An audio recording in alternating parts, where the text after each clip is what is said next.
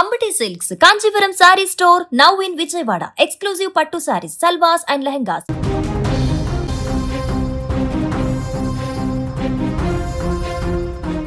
IPL అంటేనే ఒక పండుగ. అందులోనూ చెన్నై సూపర్ కింగ్స్ బరిలోకి దిగుతుంటే ఆ హంగామానే వేరు. అయితే సీజన్ ప్రారంభానికి ముందే సీఎస్కే ఫ్యాన్స్కు కోలుకోలేని షాక్ తగిలింది. మైదానంలో ధోని హెలికాప్టర్ షాట్లు చూడాలని ఆశగా ఎదురు చూస్తున్న కోట్లాది మంది ధోని అభిమానులకు నిరాశ కలిగించే వార్త ఇది. ఐపీఎల్ 2026 సమరానికి సర్వం సిద్ధమైన వేళ చెన్నై సేనాని ఎంఎస్ ధోని గాయం బారిన పడ్డారు. కండరాల నొప్పితో బాధపడుతున్న ధోని ఈ టోర్నీలో కనీసం మొదటి 2 వారాల పాటు మ్యాచ్లకు అందుబాటులో ఉండరని ఫ్రాంచైజీ అధికారికంగా ధృవీకరించింది.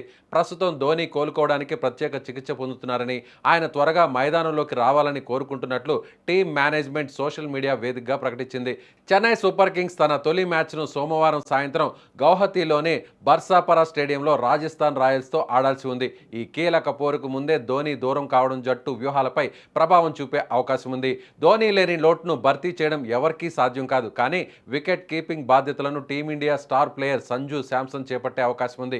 గత ఏడాది డిసెంబర్లో జరిగిన వేలంలో రవీంద్ర జడేజా, శామ్ కర్న్లను వదులుకొని మరీ సంజు శాంసన్ను చెన్నై జట్టులోకి తీసుకుంది. ధోని వారసుడిగా సంజును చూడాలని మేనేజ్మెంట్ భావిస్తోంది. ఇప్పుడు అనుకోకుండా వచ్చిన ఈ గాయం వల్ల సంజుకు తన సత్తా చాటే అవకాశం ముందుగానే వచ్చింది. గత సీజన్లో అంటే 2025లో చెన్నై ప్రదర్శన అంత ఆశాజనకంగా లేదు. కేవలం 4 విజయాలతో పట్టికలో అట్టడుగున నిలిచి వుడెన్ స్పూన్ దక్కించుకుంది. ఆ సమయంలో కెప్టెన్ రుతురాజ్ గైక్వాడ్ గాయపడడంతో ధోని మళ్లీ పగ్గాలు చేపట్టాల్సి వచ్చింది. 44 ఏళ్ల వయసులో కూడా ధోని గతేడాది 14 మ్యాచ్లాడి 196 పరుగులు చేశారు.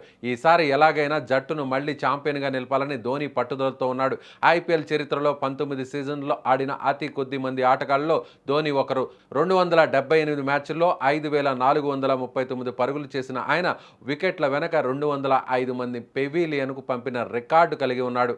ధోనికి గాయాలేమీ కొత్త కాదు. 2023లో మోకాలి గాయంతోనే ఆడి జట్టుకు 5వ టైటిల్ అందించిన మొండి ఘటం.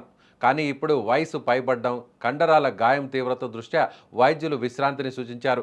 ధోని మైదానంలో లేకపోయినా డ్రెస్సింగ్ రూమ్ నుండి యువ ఆటగాళ్లకు దిశానిర్దేశం చేస్తారని ఫ్యాన్స్ ఆశిస్తున్నారు. తలా లేని చెన్నై జట్టు మైదానంలో ఎలా పోరాడుతుందో చూడాలి.